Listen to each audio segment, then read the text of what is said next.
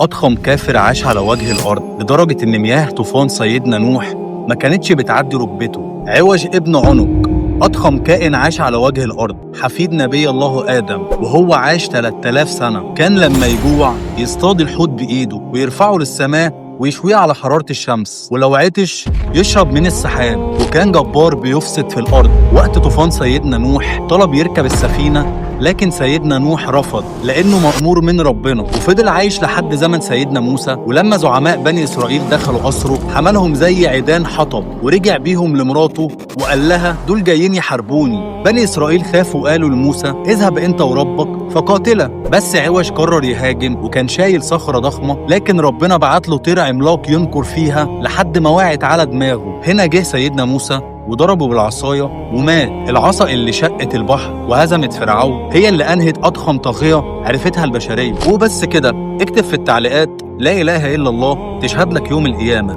وما تنساش تصلي على النبي وتعمل لايك وتشترك في القناة.